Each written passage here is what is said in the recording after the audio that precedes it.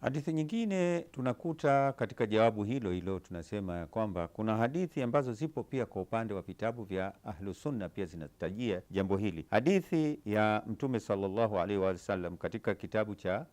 Sahih Muslim kinasema ya kwamba Mtume anasema ya kwamba kala Rasulullah sallallahu alaihi wa alihi wasallam, ya kwamba Mtume wa Mwenyezi Mungu amesema, ma yazalu